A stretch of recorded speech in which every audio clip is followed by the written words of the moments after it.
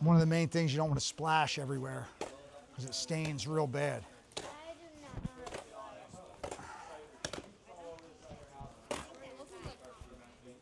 Yeah. And with bricks, you make it a little wetter, and with stone, you make it a little drier. So this will be a little wetter. The bricks tend to sit easier. You know, bricks, they're already the right shape. Stones, you got to cut them so they're all, you know, so they're going to fit, basically. Bricks, you don't have to usually. Yeah?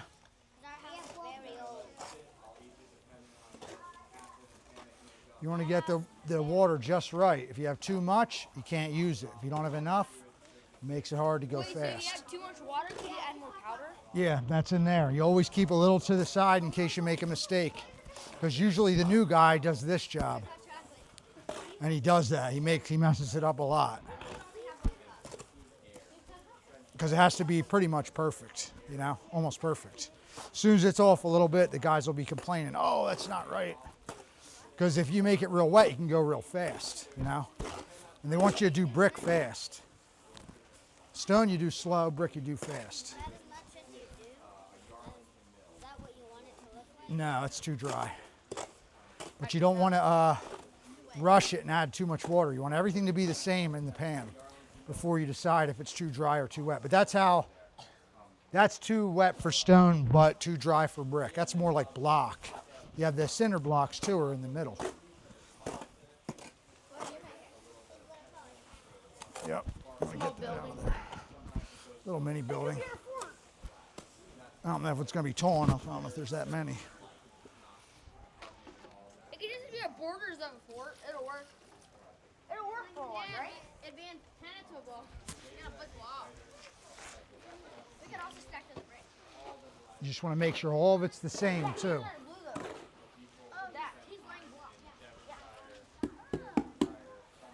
This is the masonry. That's the brick masonry.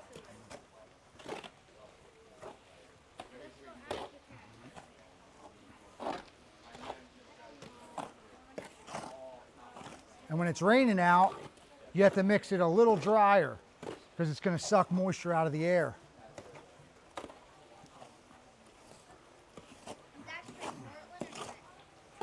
This is mortar.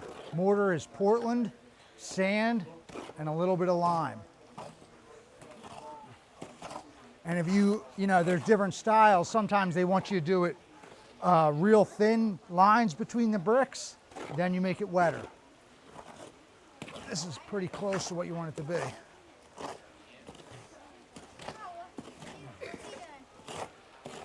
Masonry. It's pretty close. Looks like for you, the bottom left corner.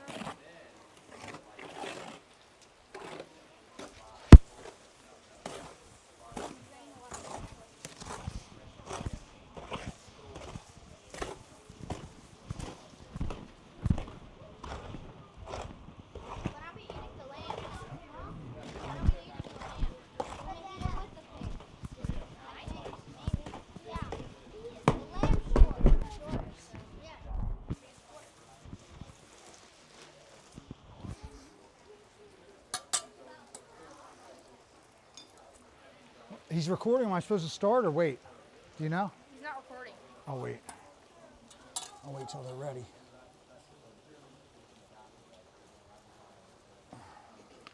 And this is your brick ruler. It's a special numbering system so that you can get your joints the same size, and when you get to the top, so you don't have to make a weird cut at the top, you actually can measure with this to the top, and you can't see it with the naked eye, the difference between 1 or 2. It's only a millimeter. And you can say, okay, we're going to be too high. And then you go from 6 to 5 and see if that's going to make it. And you see which number is going to make it that you don't have to cut that last brick. And you actually are pinching some of them, but the guys that are walking around, they can't see it. It's such a small amount. It's a brick ruler. So you can measure your height in the beginning, you know, but usually guys don't do that. Usually they wait till they get almost to the end, maybe 10 bricks left or something like that, and say, okay, we're too high, we're too low. If you're too low, you got to get a little bigger, and it will hit perfect then. Pretty neat system. It only works with standard brick. There's another size brick and another ruler system, but this is the most common one. He is recording it. Standard joint. For block, it's a 1/2 inch. For brick, I don't know what the exact measurement is, but it'll be a 5 on here. So I think that's like, That includes the brick though too, right? well, on this it includes the brick, yes, but that's not the, I don't know what that exactly comes to in a real ruler, but this is like an English system, so it's probably like, 5/16 or something like that. You know what I mean? It's some obscure number, but no one really goes by that. We just do, is it going to make it or not in real life? And the other thing they'll do, instead of measure, there's 2 ways you can figure out if you're going to have a piece in the wall or not. You can measure with a tape measure, but we don't really do that. We really will lay them out, usually, and see what it looks like. And that's going to be your standard joint size usually. I know just by eye from doing it, because what you do first, you become a laborer and you just mix the cement then. And you watch the guys, and every time the guys get in an argument, you figure out what they're arguing about. Okay, so right there, it's too long. So what you would do is you'd pinch, which means you pull it tighter. Take a little bit out of each one and hope you're not going to have to make a cut. Because if you have to make a cut, look, it doesn't look as good and it's more work. So you're going to be able to do this without making a cut. Smaller piers, it don't work out that way. You end up making a cut. This way, we'll see what happens. That's called furrowing right there.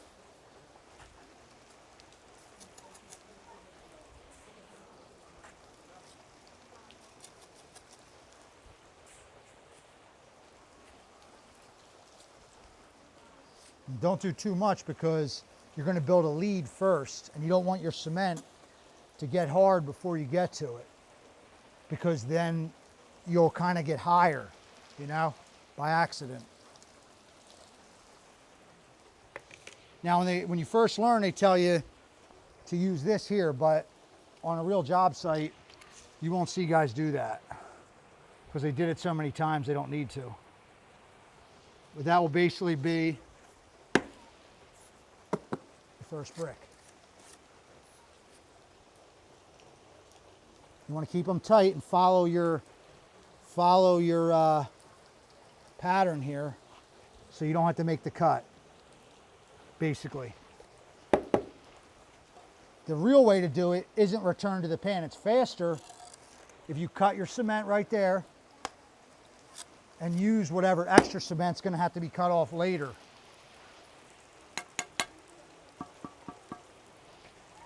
And since it's such a small joint, it's going to be easy to do that because you almost need nothing there.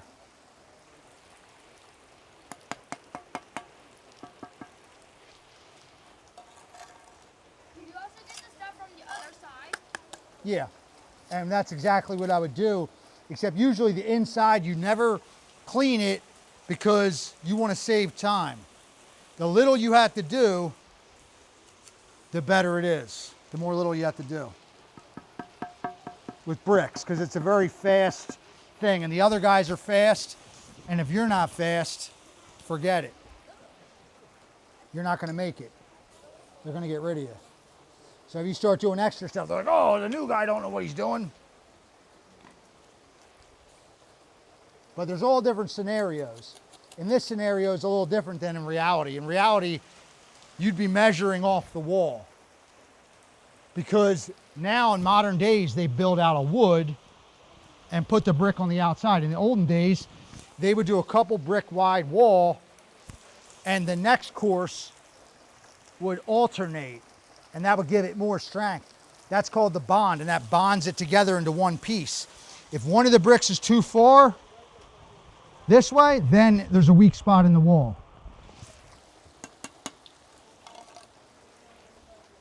Now this isn't a real brick, this is actually a landscaping paver, but we got them for free, so we're just using them. It'll be the same thing with this. You might wonder, am I gonna make it to the corner without having to make a cut? You have anything to cut it? Yeah, brick hammer. So maybe that'll happen and we'll have to do it, but it won't look as good if we have to do it. You're not gonna make it. Okay. So, widen it a little bit, right? The joint's too wide, they'll say, no, that's ugly too. No, it'll make it. Just had to widen it a little bit.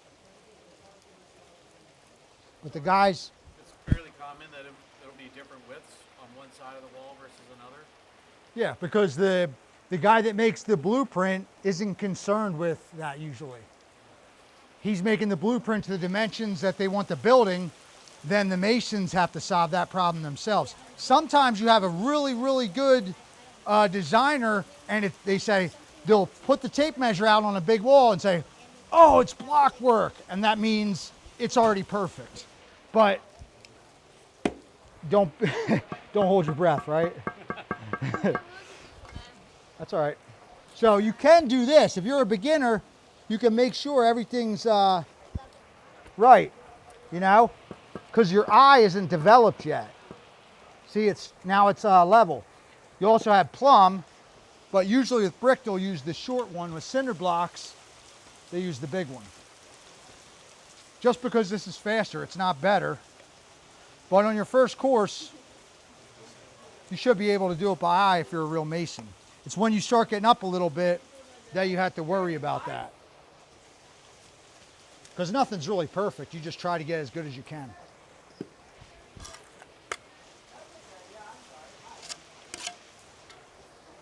If the joint's not filled, you're going to strike it later, so that don't really matter too much.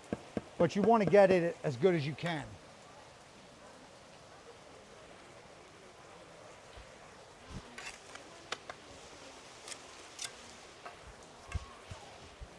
Would a concrete expand? It does when it gets hot out. That's why you see a lot of cracks in the sidewalk. It could be that water got in it, or it could be that it expanded or contracted. And the way they solve that problem is you'll see little lines they cut in the sidewalk, and those little lines give it a place to crack where the line's already straight, so it won't look ugly when it cracks. And another example would be like stucco. Stucco, they'll make it really rough looking. You'll think it's because it's gonna crack someday, and they're basically making it look better in the long run, not at first. Stucco with different mix than what you got there? Yeah, it has more lime in it, More lime? and it has more give, but it's not structurally sound to use as, a house, exactly. It's only good for outside.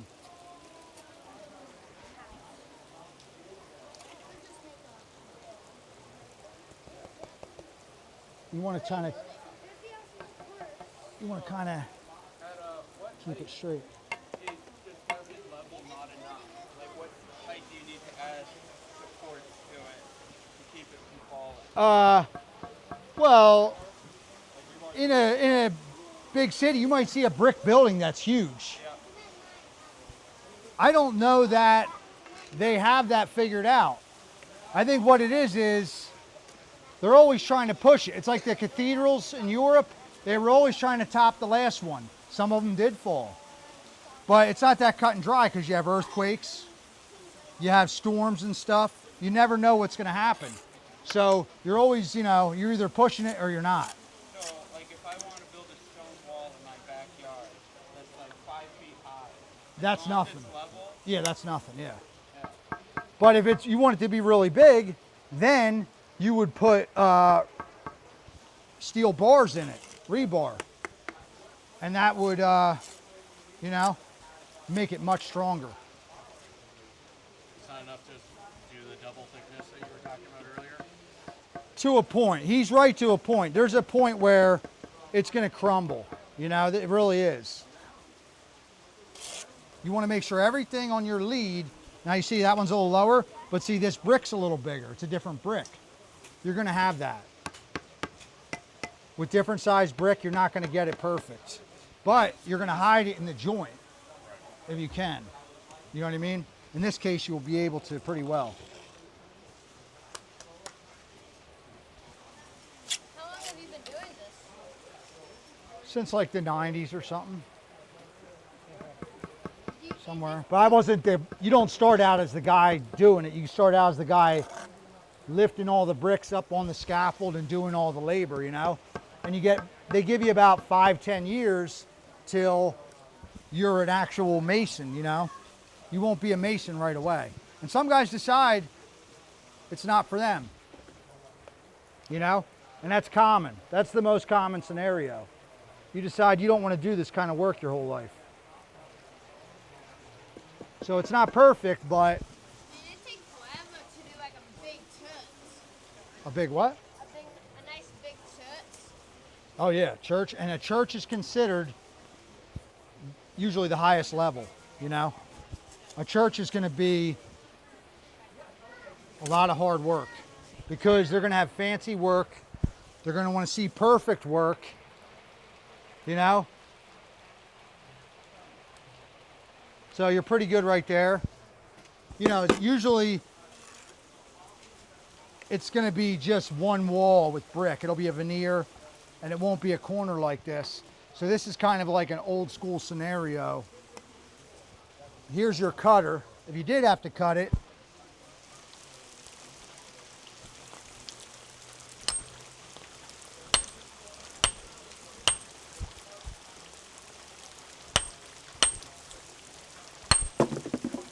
then you might clean it up a little bit.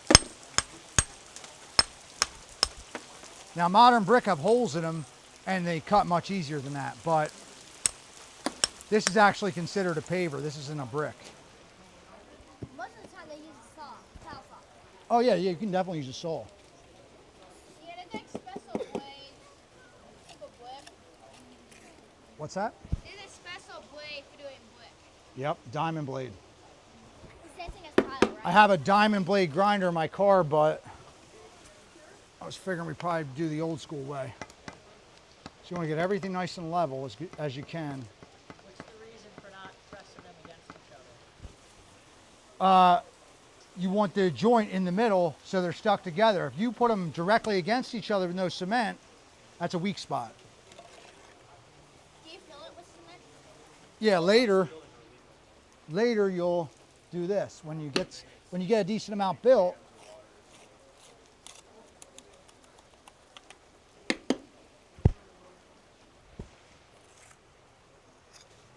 you do that. You fill them all in.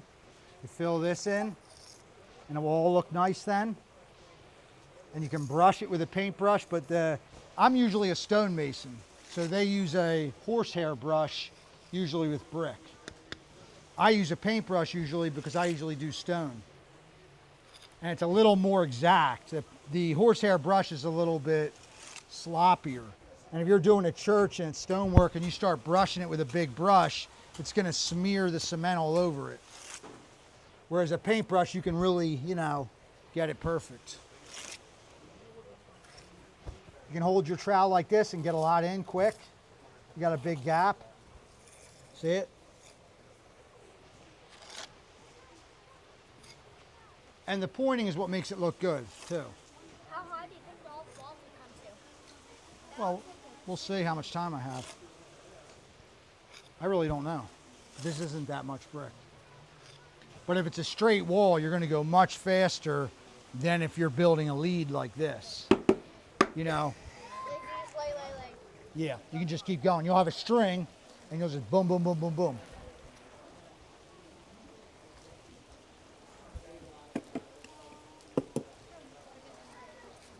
It's a little hard. So the filling work you did on the outside, that looks great. It has some strength. It all depends. Usually in a real building, they'll fill up to about here, then put these small straws in there every 2 feet, and that will kick all the water out.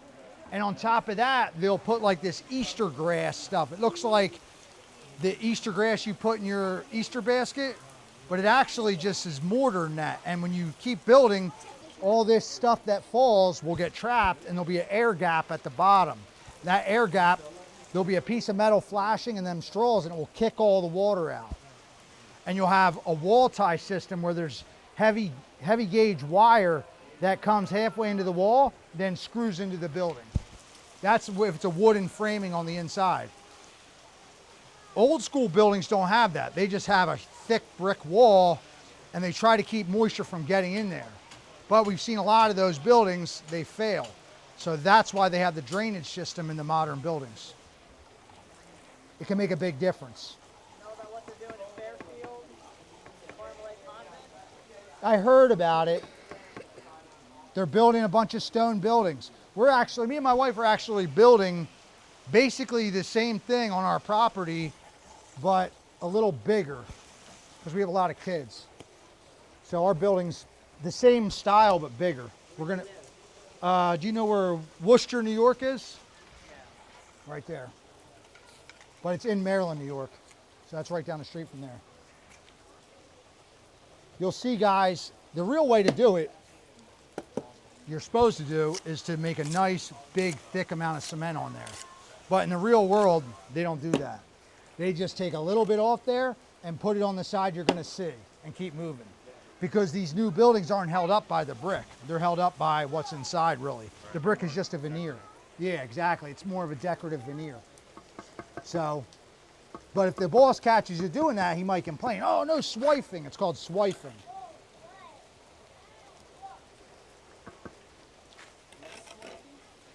You'll just take a little bit of cement like this.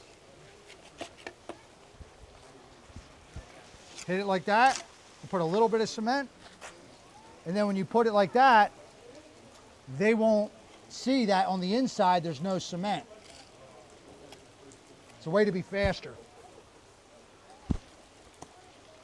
There's a lot of little shortcuts that they do that are actually considered bad masonry, but it's a very competitive business, and it's just what they do, you know? And like I said, like, you could actually get fired for doing it right. Believe it or not. I bet you're doing it right for your house. Well, there's always writer though too. There's always, you know, it depends on how much money you have. I hear guys complain, oh, this didn't look that good, that wasn't that good. There might not have been money there to do it better. You know, that's usually what it is. It's not usually the mason shortchanging them. It's usually how much money is there. You just want to always make sure on your lead you're coming up pretty much perfect, because your wall is going to look real crazy later if you don't. If you got a little bump or something down there, you got to be careful to go where there isn't a bump, because you don't want to follow every bump. Maybe I missed it. What kind of cement or mortar are you using right here? This is type N, and this is for more historical work. It's softer, and what happens is this cement will deteriorate faster than the brick or the stone. Type S is stronger, but sometimes if you're using soft stone or it's old brick, it'll cause the brick to break first, and the brickwork is more expensive than getting it just repointed. So they let the cement fail first in historical work.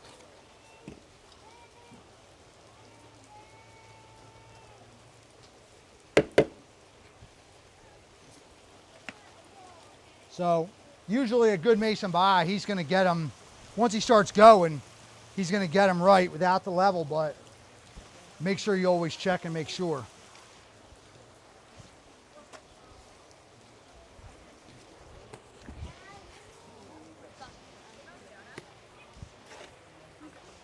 I usually do stone, but I've done more than my fair share of brick too. So we got a little gap there.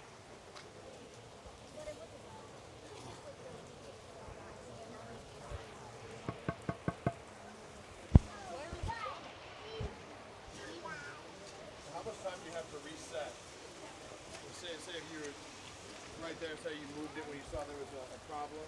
You don't have much time. You have to do that in the beginning, or it's going to be a real pain later.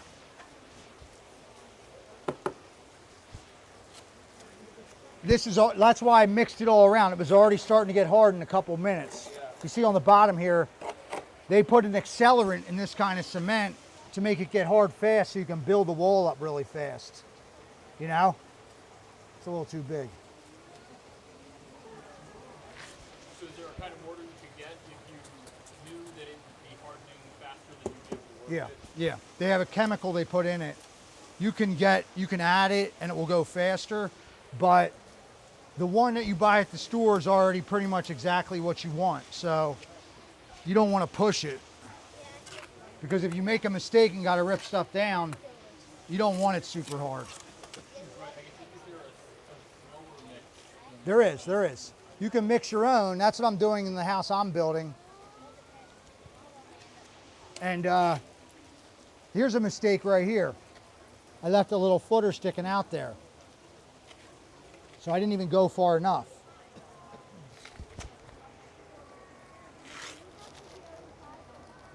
See, now that's hard already. Then you can't always fix the mistake. Well, you have to sometimes. Like cut it off. When you had a tile friend, you had to cut a hole and fix the tile. What usually happens is in the beginning, you just kind of work it out. Then once you get going, once you're up here, you did so many courses like that, you already know how big of a joint it's got to be. This is considered too big. I'll tell you right now, that wouldn't be acceptable in an actual masonry job. But for our purposes, just let that be said, you know. This could get a little bigger here. Now, would you ever want to start at the corners and work your way in? So if you did have to cut pieces, you'd have to slow. Well, what you're supposed to do is build up your corners, then put a string line in there. But So the corners would be laid first. yeah, that's what you're supposed to do. But with something this small, this is almost like a pier.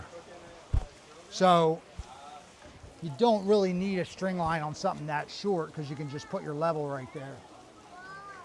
It almost will take more time for the string line. This bigger one still isn't really that big. You can get away with it either way.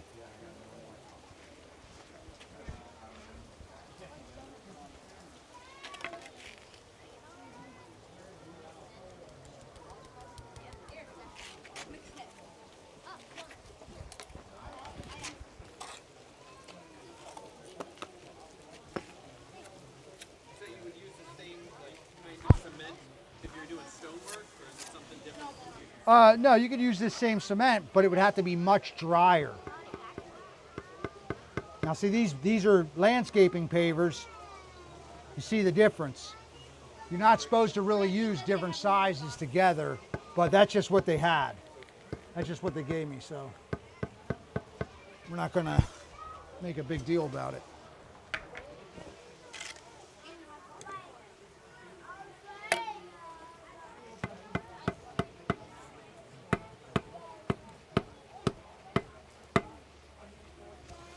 Something small you'll do this. See, look, there's a big gap there.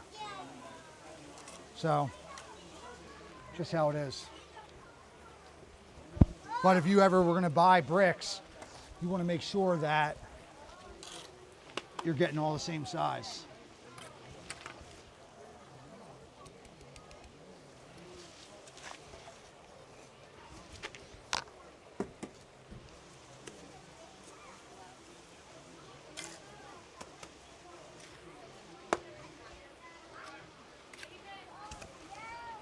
That's swiping.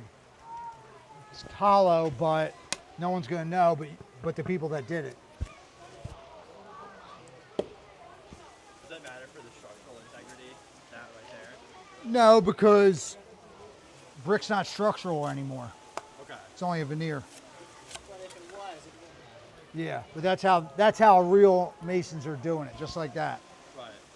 Then when you spread the next layer on, some of that gets filled in too anyway. Right. It's not going to be that hollow. Just a way to be faster. Make sure you make your money, you know. You want to spread your mud all the same amount, so it's easier to get it the same height when it comes down to it.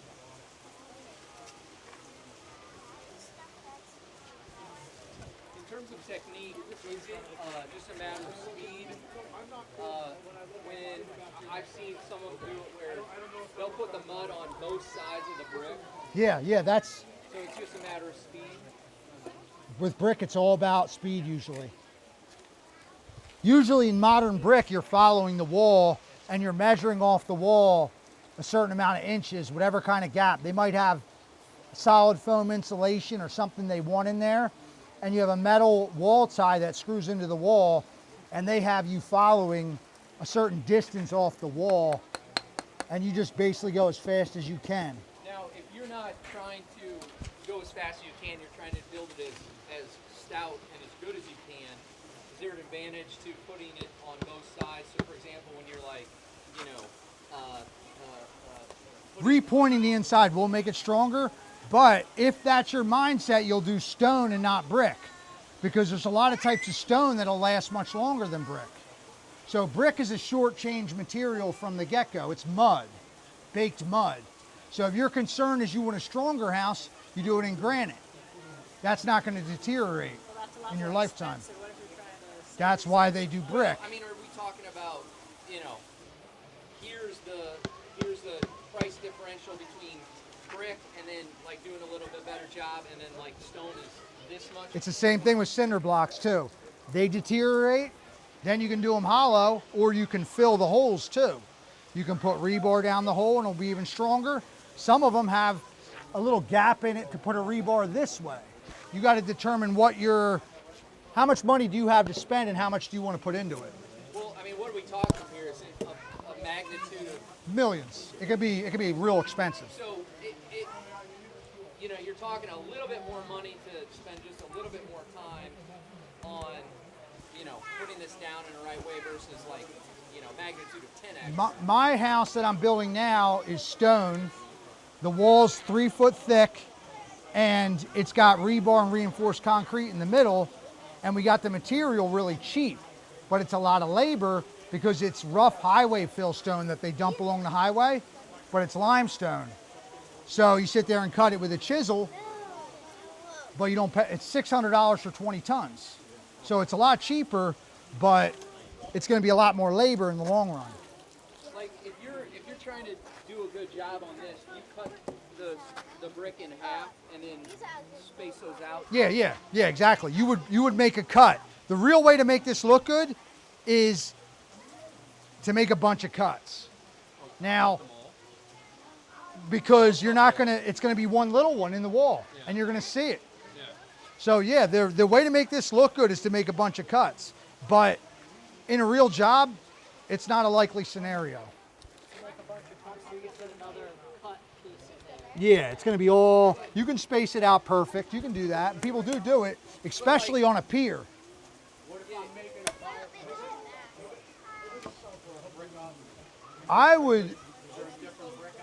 Yeah, there's fire brick, and they'll look kind of like this, more solid, but they have a higher clay content, and they're more resistant to flame. So there's also cement that, like I could show you what it would, if I put the piece in, it's just gonna be ugly. You can put it in there, but you really wanna sit there, if you have a demo saw, you can cut each one a certain size so it spaces out even. And if it's going to be a major focal point in the front door of your house, you would do that. But if you're in the foundation and you don't care, this is common. You know what I mean? In that scenario. We're talking like You either saving a little bit of money or spending like an astronomical amount of money. What I'm talking about is, you know, a little bit of a, you know, yeah, it's going to be more expensive, but it's going to be structurally sound. So like on this, I would, in my mind, would rather see a couple, one or two The half piece. cuts, Yeah. make it more structural. I don't Yeah. care what it looks like. I want it to be sound. Yeah, but see, this is the thing you're not getting. What you're saying makes sense, but brick is never structural in our modern day. That scenario is not going to happen in reality. You're going to be, We want to get You're away gonna- from the modernity of today. well, then you do it out of stone then. You don't do it out of brick at all. Because you can get stones for free, and you're going to save yourself a buck that way. And then the little pieces look good in stone. You tinker around, you sit there. Like I have this here. Like I said, I usually do stone. This is a $300 stone hammer. What makes that? It has diamond in the tips. Oh, is that? See it? See how it's a different metal at the tips? Oh, so you Yeah. just break it and fit it yourself. Yeah. If you want to do that, you do what I'm doing. I'm doing what you're talking about at my house. I'm not doing this. Brick deteriorates. You can sit there and make them things all different shapes. You can do a pattern. They have different patterns. Ashlar pattern will be the real square ones that they do in churches. Then you have a ruble where it's like you try to follow masonry rules, but your stone is rough. So you do the best you can. You know what I mean? So that's kind of the deal. If you want what you're talking about, you want stone.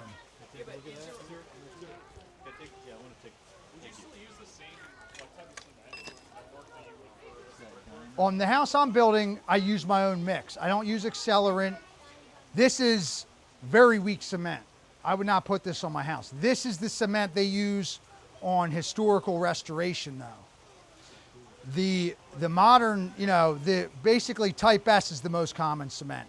It's much stronger than this. This is like 6-to-1, type S is 3-to-1. And that's sand to Portland ratio. The one I use is 2.5-to-1, no lime. This has lime and type S has lime to make it easier for the mason.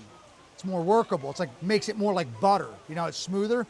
But the cement I use is much rougher, but much stronger. You know what I mean? So I don't have to worry that I know that house is going to be there when I'm dead. And it's going to be unchanged. So if that's your, you know what I mean? Like if you want to do a homesteading deal, you want to buy a property with really good stone and get it for free. When you dig your foundation, a lot of times you'll see churches, they're stone up to a point and then brick. They dug the foundation and the stone they had to get rid of, they made the foundation out of to save a buck, and they probably picked that location accordingly for that reason.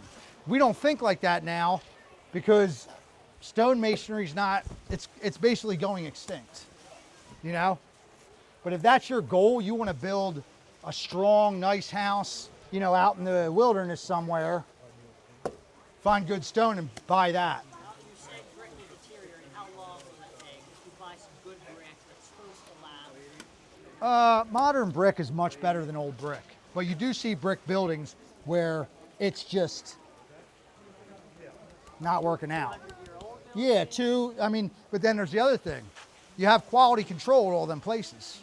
Sometimes bad brick slips through, I used to do inspect road work, and if a guy's in a bad mood, they might put a barrier wall at the turnpike that has a weak spot.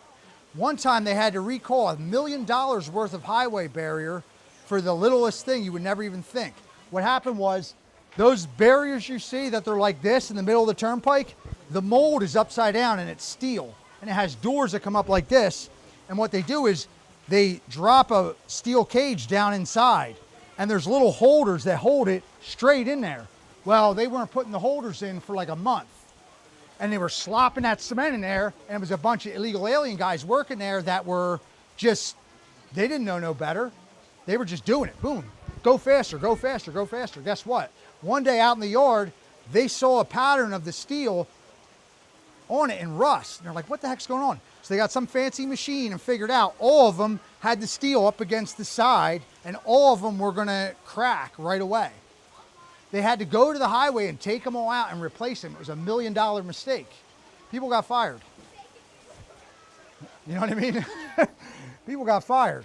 But see, it's the trade-off, like you said. It's like how much is too much and how much isn't. You got to determine what you want. If you can afford to build what you want, ours is 3 foot thick. My mother-in-law said, "Oh, that's too big." I said, "We're built on glacial till, which is a soil that's been piled up by glaciers. There's no bedrock. And they said in that area, the soil shifts a lot. We're way up in the mountains. You're going down, you know, your house is going to basically slide down the mountain and crack apart. So I got bars left over from a parking garage that were corner bars that you wouldn't see in Home Depot or whatever. I have them coming up every 2 foot, and I have them this way every 2 foot. So if that thing isn't going to move, it ain't going to move. It's just too strong, you know, it's too big. It's deep, 7 feet down, you know? So, are you setting the stones and then just filling, you know, setting the stones around that rebar and filling in the mortar, or are you mixing concrete in some way, or how does that? Both. Okay. Okay, we tried different things. We are from Pennsylvania, it's different stone. Here it's cobblestones, flat bluestone, and like the big limestone chunks you see. We have all three. The flat bluestone's already there on the property. The cobblestones were the cheapest thing, and you can lay cobblestones like bricks without cutting them. You're not going to cut a cobblestone; they just don't cut good. They're too round.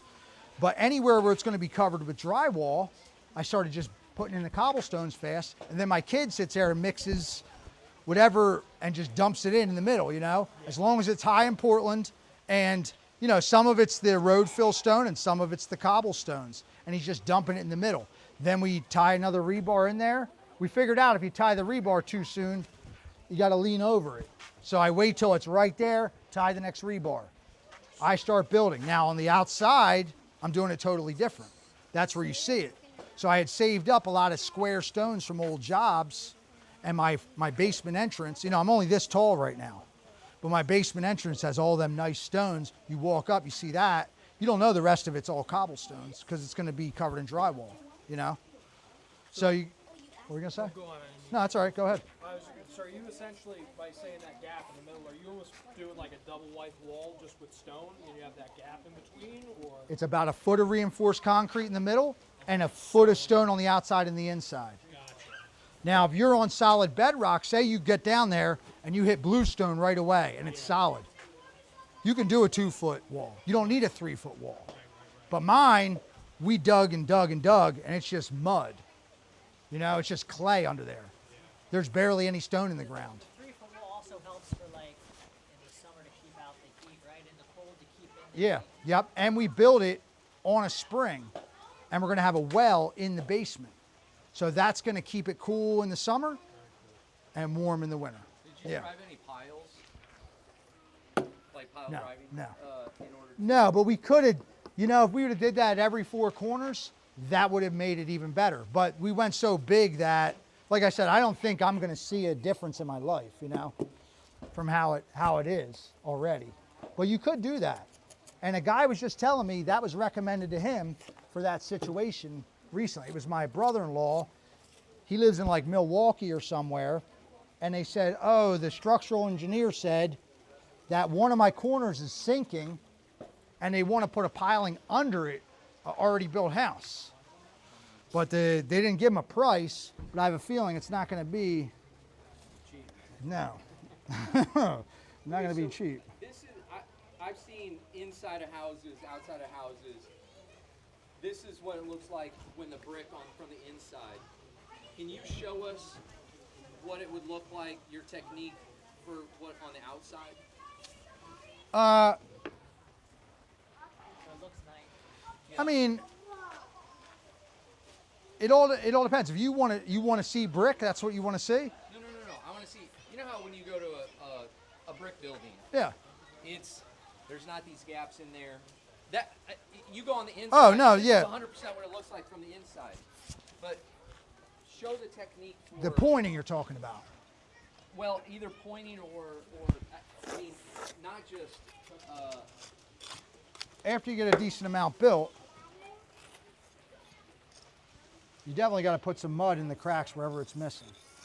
Now, normally I'd be building from the outside, not from the inside, but in this situation with everyone watching, What's that tool called in your hand?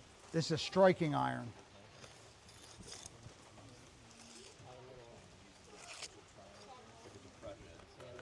Yeah, and you have all different shapes and sizes of them in there. There's other types for, this is one for block and brick.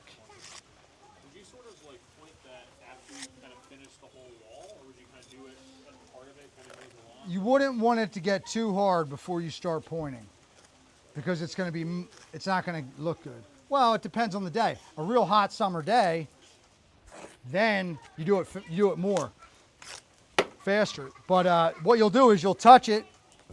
It's not getting hard.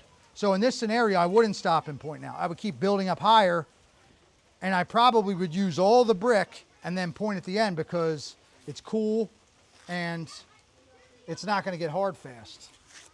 On a hot summer day, and what's the technique that you use to cut brick into pieces if you don't have a demo saw, saw? brick hammer. And like I said before, the modern brick have holes in them. So these wouldn't even be considered brick. These would be considered a paver. You wouldn't use this to build a brick house. You would have 3 holes. Then when you put it on the next one and put the cement in, the cement actually goes through one hole into the other brick and makes it much stronger. So this would be, you could use these, but this wouldn't be ideal. But that's all it is right there. You just want to watch your eyes. Say you want to go right in half. A modern brick would cut on the first hit because it's got a hole there.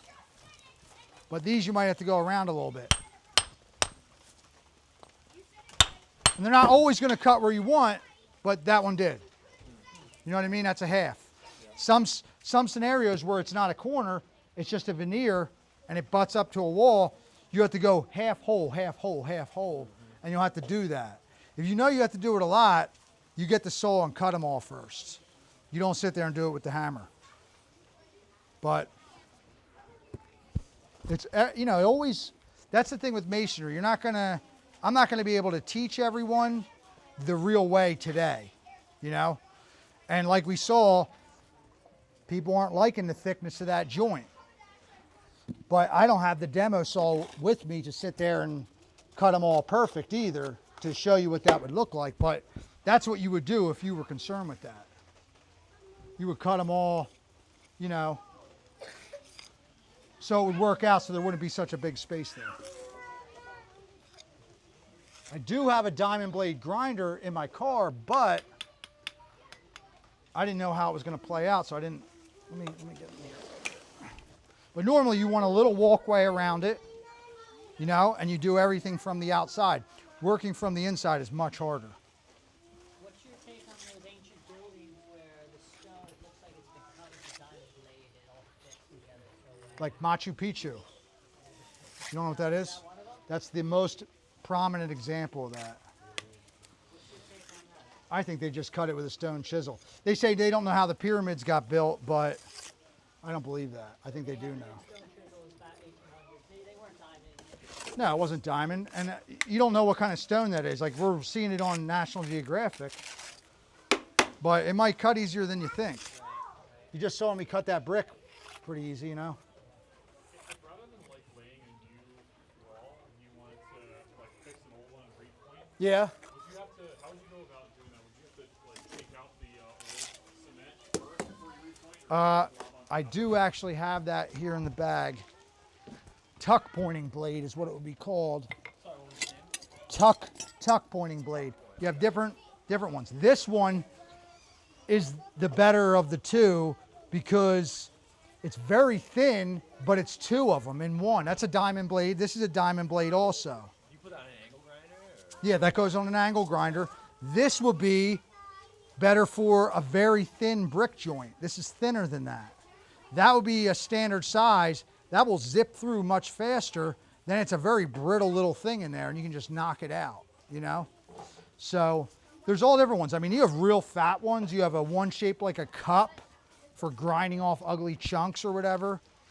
There's a lot of different tools. I was just trying to do this. My house is stone foundation. Yeah, And I'm looking at it already. I'm like, okay, let's look at that stone that can be repointed. yeah. At what point do I go with that saw? Like, how far do you go? Do I go until I can see through it into my vision? You want to determine, is the cement really, really brittle? Is it really bad? Is that what it is? I have actually gotten down there and like scraped it, so And it just starting to breaks. crack it a little. Yeah. It's So about with 5 that, you might not even stone. I wouldn't use that stone. The last one I did, I'll usually go with the regular old chisel. Okay. Chisel it out, And then like. and then how deep repoint would it. you go? Depending on how the cement looked. If it's really brittle and you can get deep, do it. Okay. Get all of it out then. Yeah. Okay. If it's not too, usually it won't be that way though. Right. Usually it's the exterior. Then you get in there, it's much better. Like this dryer. Yeah, and you don't. If it's really old cement, it might all just be brittle, and it might not be worth taking out. You know what I mean? So you would just leave it at that. But generally, they say 1.5 inches is the ideal thickness for cement to have its strength. You don't want to go thinner than that. Yeah. Okay. And then when you're repointing, when you're putting your, like it's already, you know, say you're just doing one section, all of it's solid around. How do you get it in deep enough? Like how do you get them? Oh, okay. I have that here too. You would start with a real thin slicker. See that sucker? Yeah. You push it in there, it's going to go in real deep. Right. Then finish with a bigger one. Okay, and then you make it look nice then, essentially. Right? Yeah, So- yeah. And then there's a lot to pointing too. Right. So maybe I better go through that a little bit. In terms of cost, Yeah. if you're like looking at the, 10-year, 20-year cycle of things, it seems like tuck pointing is much, much more expensive than actually just building it initially. Is that true, or is that just... It's not true, but tuck pointing is very expensive, but the actual building is like real expensive. You know, at my old job we I did, mean, from a labor, you're talking materials, but from a labor perspective, is the labor cost to build it, like excluding the material cost, the labor cost to build it versus the labor cost to tuck point? yeah, I would say that what your goal there is to do as good as you can the first time you have it built and pointed, so you don't have to deal with that later in your lifetime. You should not have to have it, you should not be having to do that. You should not be building a house and then a few years down the road, you have to point it. Something was wrong. Bad cement, bad labor. What's the labor differential between like the labor cost to build, excluding the material cost, versus the tuck point of building? The building of the building is much more expensive than tuck pointing. In labor cost? Like you're Yeah. a stonemason, right? Yeah, because How much is your time worth as a stonemason? right now I get $40 an hour. Okay. So, So $40 an hour. And Yeah. how much could you do in an hour? Like if you were doing this, uh, what's reasonable things? if it's a straight wall, Yeah. I'm going to go much faster. Yeah. You know, tuck pointing is much cheaper than building the building. I can tell you that for a fact. No argument. If you really look into it online, you will see. Tuck pointing is expensive. People get a quote, they don't like the price. I had a lady say, "Oh, I want my raised beds done in stone," right? She had all these garden ties, wooden garden ties. I gave her a price. It was $8,000. She almost was like, I'm like, what? It's stone. What do you want it to be? You know what I mean? That wasn't me ripping her off. That's back when I made $25 an hour when I was first starting. So she got it redone in wood for $1,500. I did it because I can do carpentry too, and it wasn't $8,000. You know what I mean? So how long does it take you to build a wall, like a side of a wall, initially, and how long does it take you to tuck point a side of a wall? Because you have to point, there's only one thing in tuck pointing I don't have to do to this, and that's grinding it out. That's actually pretty fast. When you tuck point, yeah, the grinding with that wheel.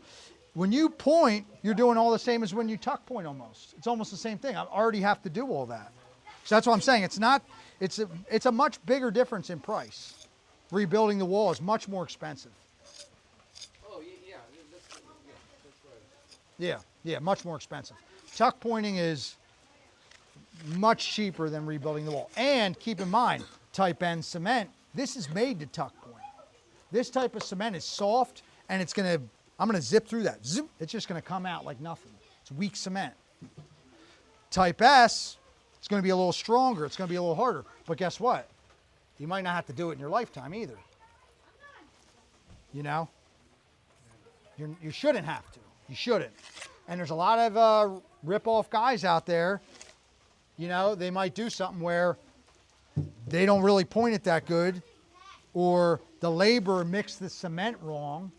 Wrong moisture content can affect strength big time. So what's a way to evaluate either before or during or after when somebody's doing work to know if they're ripping you off or they're doing a good job? It's going to be very hard for somebody that doesn't know about masonry. You basically want to hire Amish people. Let's be real about it. They have principles. That's what I would do. If I had to hire somebody, where I'm from in Pennsylvania, they got Amish companies. They will straight up tell you, oh, I'm not going to do that because that's not the right way. No matter what you pay them, they're just not going to do it wrong. They're just not. They might be a little more expensive than Joe Schmo, but Joe Schmo might be rip-off guy. That's why he's cheap. He's going to be in and out.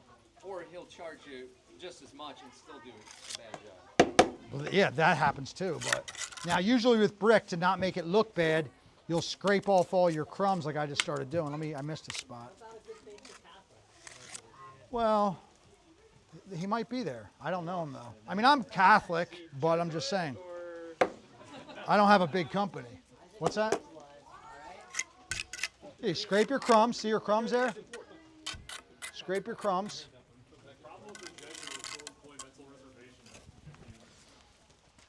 Yeah, around where I'm from, an Amish person's going to take care of you. You just do. Pennsylvania, down near Lancaster. They got them down there. Right near there. We just moved from, we were in Wernersville there. Yeah, I was just down there. Now, usually you would wait till it hardens so you don't have any stains like that. Terry's your wife. Terry's my mother-in-law. Tara's my wife. Yeah, we met. Yeah. I met her at the Padre Pio Center. Yeah. Congratulations. This is a little too soon to be doing this, but we don't have time. But basically, you will brush it to smooth it all out.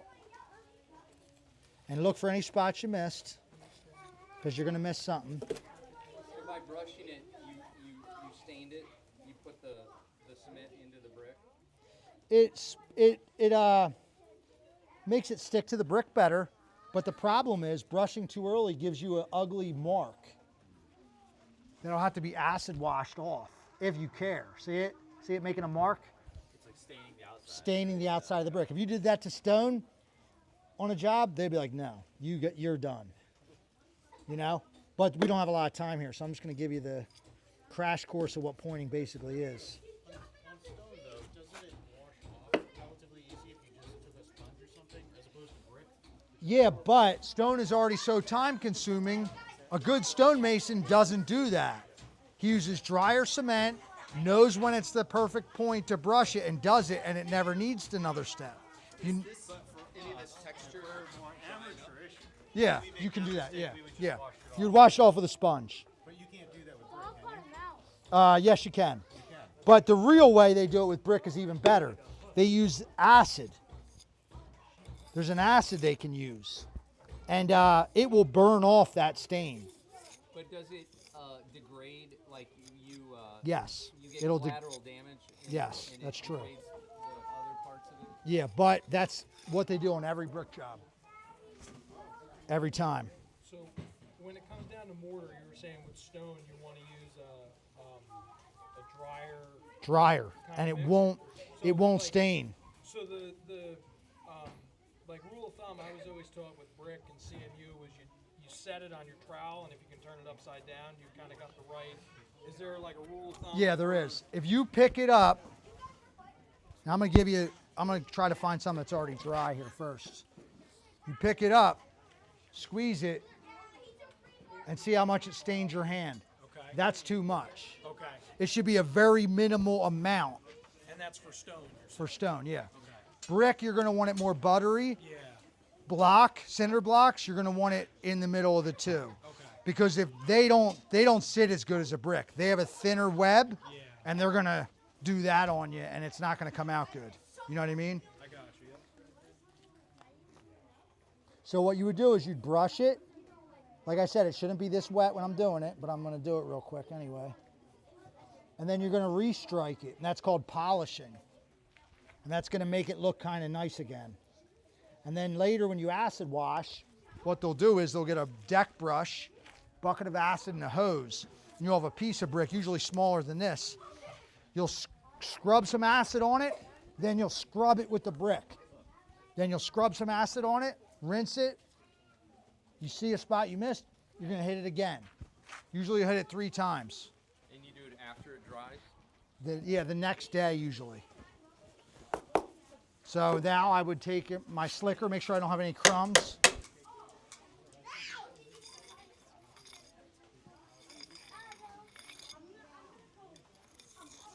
And this would be considered sloppy brickwork because of the stains. That wouldn't be considered on a real good on a real job. It's too stained up.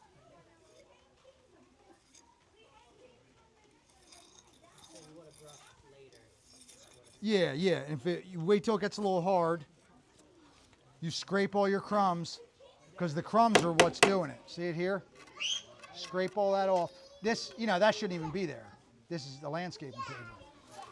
Then you would brush it, That really makes it stick to the brick good too. That covers up all them little gaps. So say you're working on a job and you have to clean it up. What's the best way to leave it in a place where you can come back the next day? Or is it one of those things where you start it, you better finish it? You definitely don't want to lay any brick that you didn't point that day, because the next day it's not going to point well. So if you say that happens, that's very common. 3 o'clock, 4 o'clock's rolling around. The old guys know best. It's never the young guy. He thinks, oh, we could lay 300 more. Then you get to the old guy's like, whoa. You got pointing to do. You know what I mean? So you reduce that number, and the pointing really makes it look good too. So you don't want to get ahead of yourself. And I've done it a million times. We all have. You get ahead of yourself, and now you're working an hour late because you got more pointing to do. So you have to be careful of that. It's a big thing, actually. Very common. Pointing is the exterior while the initial construction is made. Tuck pointing is when you repair Later. Exterior. Right. That's And exactly right. What do you call, so this what you're doing right now is, what do you call what you were doing earlier? Laying brick, yeah. That would be laying. Yep, see, it's already starting to get hard on the bottom there too. So that would be shaking your mud up. See, I'm getting it soft again. See, this side's hard, that side's wet. You want it all to be the same. And if you add water to it, it's going to be lighter. And later when it dries, you're going to have dark gray and light gray next to each other. Now, some people like the old brick look. That would pass as like the old, you know how they do the rustic look? But that's not going to pass as a church. You know what I mean? That's not good for a church. That's good for the back of your chimney. You know what I mean? So, but like I said, I do stone because I don't like brick at all. But they just had brick for me.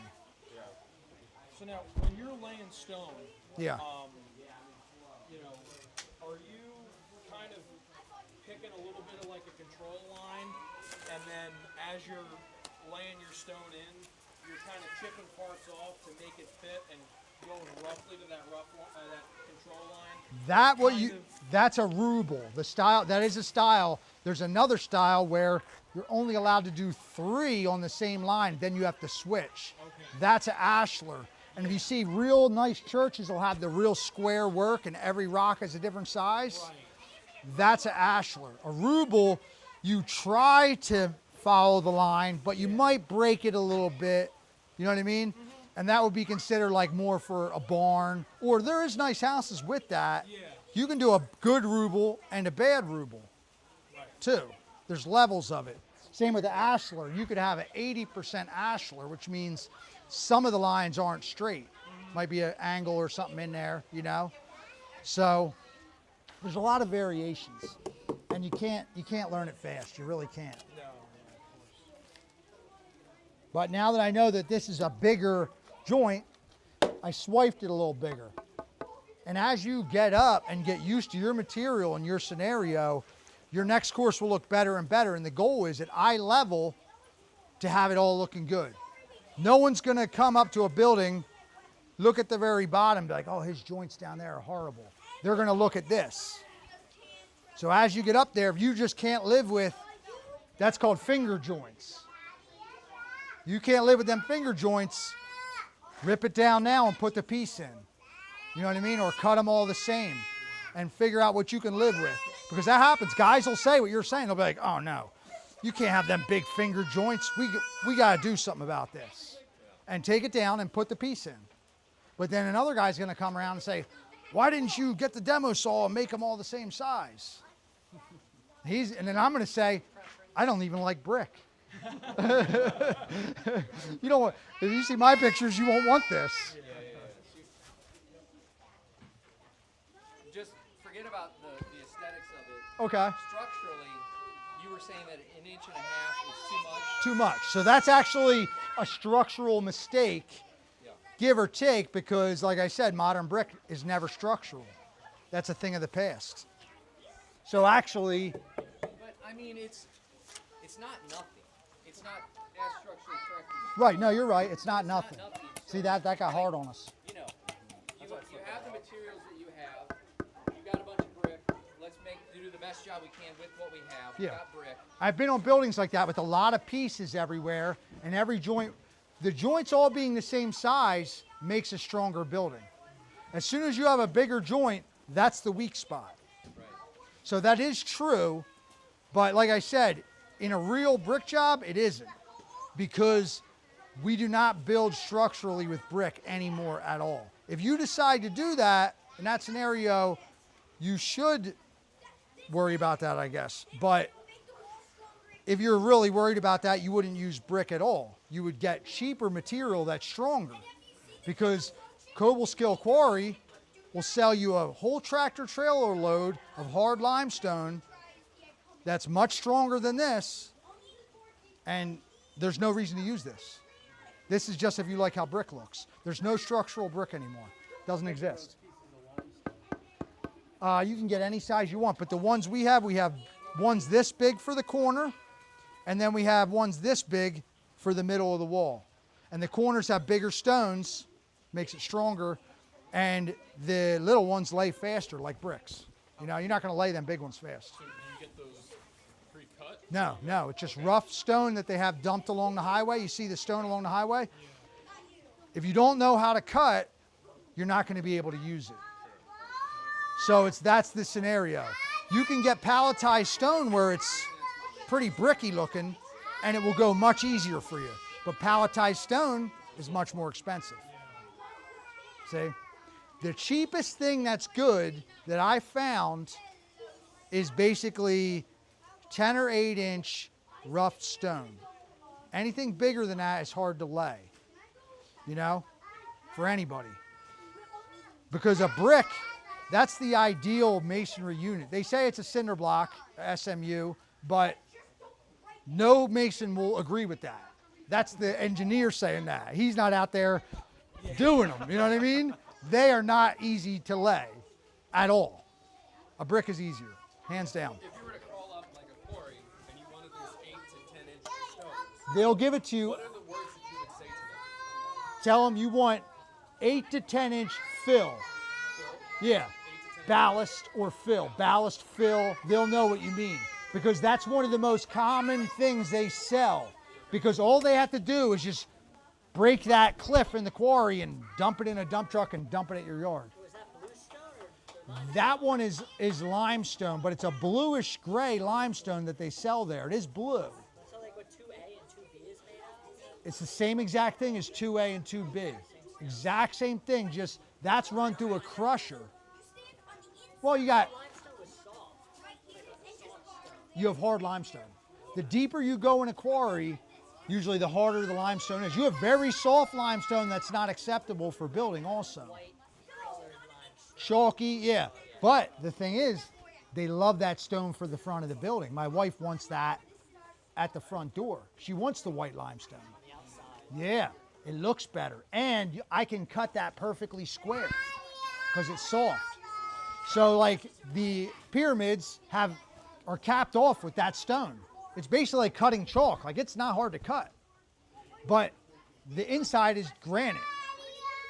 So they're using 2 different stones, one for strength, one for look. The cobblestones are the cheapest. Anywhere where you're going to have it not seen, use cobblestones, I would say, because they're already a brick. You know, they send them to you. They're all just, we were just putting them in. Boom. Then I got to the entrance.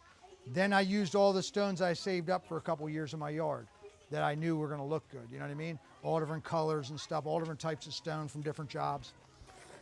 You were saying earlier that brick used to be structural. You Right. also were saying that brick today is better than what it was before. Much better, yeah. So how does that square? Brick today is better, and yet brick before was structural. I'll tell you, precast is the future. They can make a blueprint for a building, build it, make the pieces in a factory, huge panels, come out with a crane, and one guy can build the whole building almost. And guess what? That's what they're doing. You'll see some of these new the bigger buildings are precast. There's no brick, there's no block, none of that. And the guys in the factory are getting paid $10 an hour, $12 an hour. Sorry, what precast? Precast is, they make a big thing of concrete, a wall, and they put it together with a crane. Yeah. And it's much faster, it's much stronger. Everything's better about precast. Well, it's still going to be stronger than brick no matter what. It's definitely stronger than brick, hands down. Brick is not stronger than precast. That has a steel cage in it. That has so much metal in it, you have no idea. It's just, you know, a whole nother scenario. So if you're going to build your own house, are you going to learn block? Block is kind of the thing that a smaller building is made of. Like an elevator shaft, it's made of block because it's a weird little thing. And the precast people always will get it wrong. They do have precast, you know, like jail cells and like septic tanks, stuff like that. But a block guy can come in there and build that thing fast. Elevator shaft almost always is built out of block. I've never seen one built out of anything else. So there's scenarios when concrete block is better. But if you don't know how to do it, you're not going to learn fast. It's not going to be something that you can just, I'll teach you today and then you'll go do it. You know what I mean? You can't. It's too much to it. So, well, there's no such thing as cinder block no more. It's actually concrete block. I'll give you what your piece looks like. They're concrete block, but they look the same as a cinder block.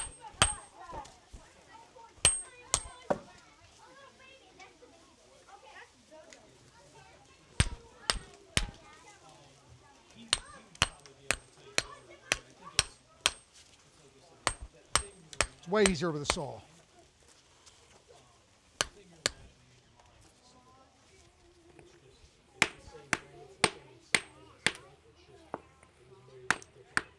Concrete, it's much stronger. It's a cinder, it's basically a cinder block to regular people. So you can do that and it would be stronger. And if you don't mind how it looks, there was a building we did, there was a lot of that. I guess they just said, build it. And the guys were just going, and when they got to the end, they just clipped it. It's called a clip. They just clipped it and put it in there. There's whole buildings like that. There's not necessarily nothing wrong with that unless you don't like how it looks. Can you just take a hammer and just like push that one right out? Well, it's good. It doesn't have the mud on each side. Well, it's gonna by the time you're done. You're gonna slap more mud on top of it, then you're gonna point it here, and it's not gonna come out that easy. It really ain't. Because the bulk of the mud's gonna be here, so that's gonna kind of be like an archway, you know? It's not gonna fall that way easily. It's gonna be locked in there pretty good. What's your thoughts on doing a CMU foundation and then doing like a cultured stone veneer?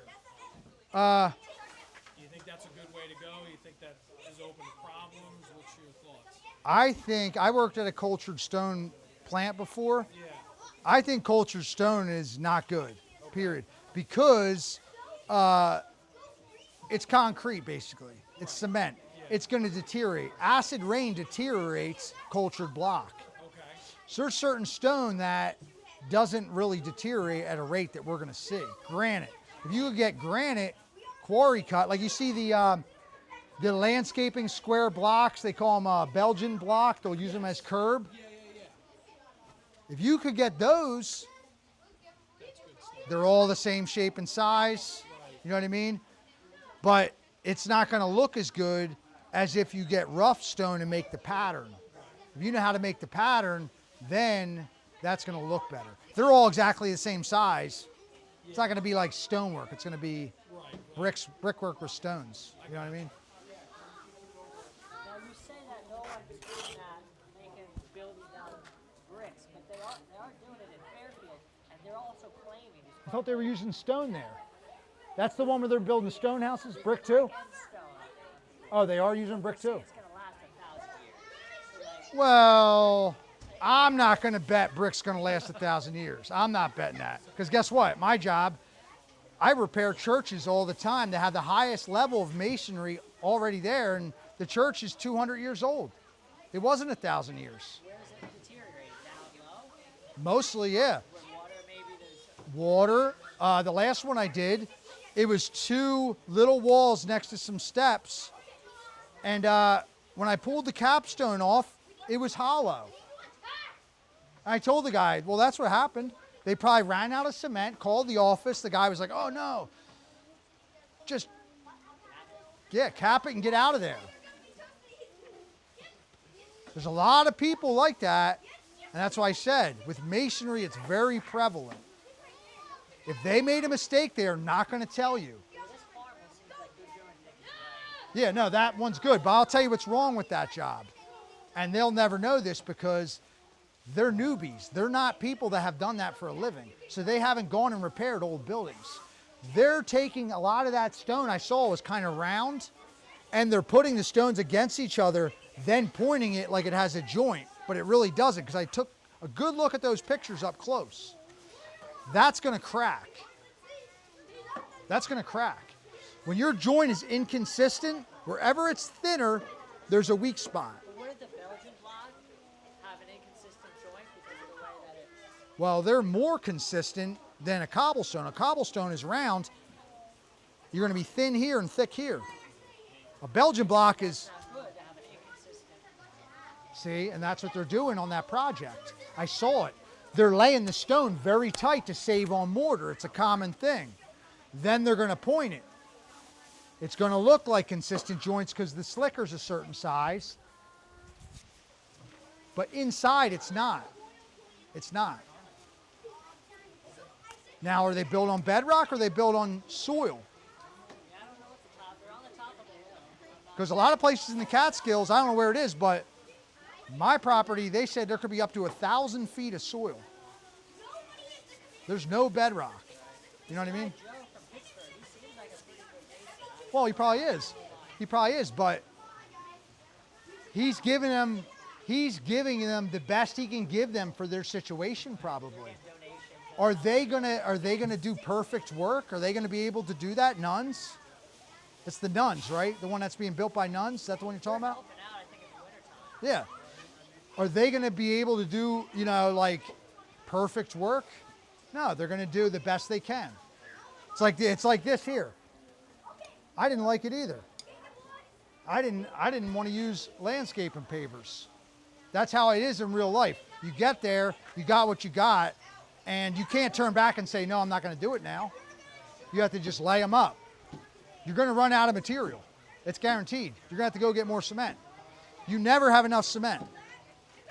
You always run out.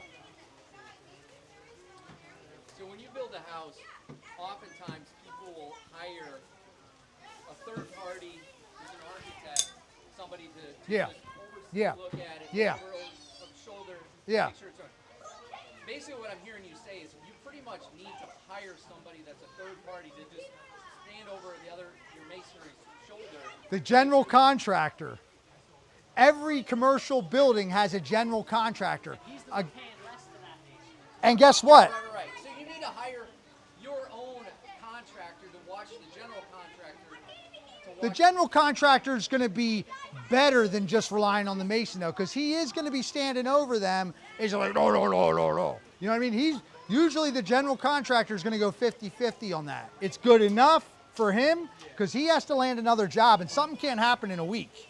And it's happened at my old job where they had an elevator shaft come up, then they had this big I-beam, and it was like right on the corner of the elevator shaft.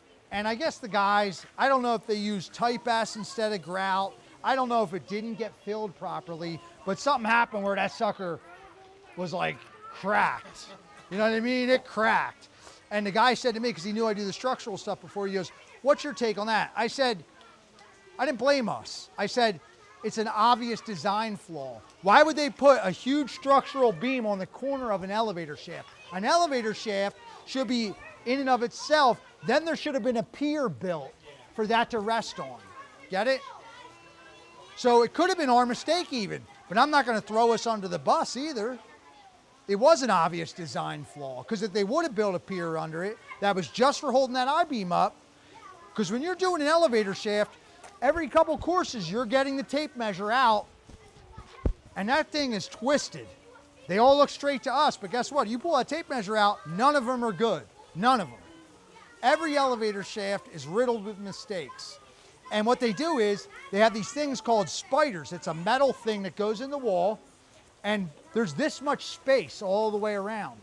So the elevator doesn't touch the side of the wall, because the side of the wall is not straight. It just isn't. You know what I mean? And it looks straight to us. You get in the elevator, it goes up and down straight, but then... But I don't understand why it's not straight. It's just as you're building it up, there's problems and mistakes. Yeah, I'll give you an example. Yeah, you're supposed to do that. You're supposed to be checking. You're saying they're not checking. Or they'll check to... I'll show you what it is right there. Well, that's actually almost perfect, but it'll be like the slightest little thing, and they're hurrying, they're sweating in there, it's hot. The laborer wants to cut with the saw in there, and that dust kills you, the silicosis, you know, that's illegal now. So it's like so many factors, and the one guy, he came in, you know, he had too much to drink the last night or whatever. It's all these factors, you know, and you hire an Amish that doesn't drink. hire an Amish guy to do your elevator shaft, pretty much. I mean, somebody really good. Doesn't have to be an Amish guy, but if they're very reputable, they have that and they're going to hold on to that. And they're going to be more expensive. Do you not put up like an 8x a piece of plywood as a backstop to like your They have that. It's called a dead man, and they do that in brick. They don't do it in block, but they'll take a 2x4 and they'll screw it into the bottom, and they'll screw it into the top. They'll put the level to the 2x4 and get that right. And once they have that sucker right, they'll take the brick ruler and put lines on it. Then they'll hook the line right to that and just race up the wall fast. And it will be a faster way. But union masons aren't allowed to do that. They have to do it the way I just showed you. But since I didn't have all this stuff, I could have showed you that way, but I didn't know what I was going to be able to screw into or what the situation was going to be. But that's actually the most common way they lay a brick corner, with a dead man it's called. And it will just be a 2x4 with the lines on it. And they'll make sure it's going to make it, you know what I mean? Perfect to the top. Point, yeah. But you'll be all stained up on that corner, and the pointing will not turn out as good on that corner where they put the dead man. And a union mason can't do it right. Because it's considered bad masonry. You're supposed to do it by the level. Because the dead man always gets bumped by the laborer. He comes running with the mud and bumps it. They keep going, boom, boom, boom, boom, boom. Guess what? Elevator shaft is like this. Don't tell the guy, I think it's within tolerances. You know what I mean? Don't tell the guy. Because if you have to rip out an elevator shaft, it's one of the most expensive things to get done because of how complicated it is. Now they know they messed it up, but there's tolerances because it's made that way. It has this spider. It has room in there. The elevator shaft is much bigger than the actual elevator. It's weird, right? There ain't a single good elevator shaft out there. Not a single one. I'm telling you. I've never heard the elevator guys complain about it. My brothers are elevator mechanics. Yeah? I've heard them mention that before. You know why? Because they because it's inspected before they get there. They're not going to have them come out there to a one that's not within tolerances. The general contractor's looking at it, you know what I mean? Hopefully the company's reputable enough that they're going to say, oh, no, this ain't good enough or something like that. But they're not going to get the whole thing built and realize the bottom's bad and try to fix it. No, they're not. They can't afford to do that. They live in New York City, so these buildings have already been there for Yeah. however long. Yep. I don't know how much more time I have here. What's my... 2 minutes. 2 minutes. I'm going to start cleaning up then. But yeah, the real way, if you want to build your own house, I would say go with stone. I would say have a stonemason come out there with you and say, listen, I want to pay you to give me a crash course, stay as long as I need, and once I start getting it, you maybe just, I'll send you a picture or something here and there to keep up with me. I would do that for somebody. You know what I mean? Especially if I don't have to barely be there. It's kind of a good gig. But be ready for a lot of work, hard work. What's that? Are the bottom bricks dry yet? I'm sure they're pretty dry, yeah, because look, that's already getting hard there. Now this, look at that. That's starting to get hard too. Yeah, it's got accelerant in it. They also have air additive in concrete. They have a chemical that when they put it in the concrete, it bubbles and it gives the water a place to retreat to when it freezes so it won't crack it. They call it air. It's not really air though, it's just a gas. What they used for mortar in the 1800s? They basically took limestone rocks and heated it in a kiln and it would become brittle. Then they crack it up with a hammer. Then when you re-add the water to it, it hardens back up. And you can tell that kind of cement, if you look closely and you see a lot of big white chunks, that'll be your handmade cement. Whereas this is very consistent, it's machine-made cement. Would they put straw in cement in order to provide the area for water to expand and contract? I've heard of stuff like that. Horsehair is common. Straw, probably not a good idea. Yeah, but horsehair. Is this kind of getting closer to a stone consistency? Yeah, I mean, let me give you a... See, once you get down here, you're going to get... Still a little too wet. Yeah. On a day like this, it's not going to dry fast. Yeah. A hot summer day, it might be too dry already. But you might lay with drier cement than you point with also. Because when you point with real dry cement, it's crumbly. So you might put a little water in there and chop it up, then point with that, but you got to be real careful. You don't want to stain up your stone, It's going to look ugly. Now, is there a point with mortar where if you stack up too much of it, it starts to lose structural strength, or no? Like if you're... Yeah. It's like, there's like a leaning tower of Pisa scenario where you better put steel in there. Yeah. Steel is the real solution to that. So I'm saying, like, if you're doing stone, right? Yeah. You've kind of got a void with, say, one stone rounds down and the other one kind of rounds up, and you've got a gap in the back of the wall. Yeah. And you kind of pack that with mortar. Is that bad? considered That's bad? Yeah, because mortar is weaker than stone generally. Regular type S mortar, I think, is 2,700 psi. Bluestone might be 3,500. Yeah. So there's a big difference there in the strength, Right. So you're in that scenario, would you cut it down so that you block out the round part of it? In stone, you would get a stone the size of that hole and put a stone in there. What about like old cobblestone houses? They look like they have huge gaps between the cobblestone. They do. And that's a waste of cement too. And that's why I tried cobblestones and the bluestone fill, because I saw that. I'm like, this is a lot of cement because they're rounds. And you couldn't cut them. Yeah. And it's not really good masonry either. The squarer, the better. So that's creating a weak spot. So cobblestones, in that sense, aren't ideal. But this is the thing.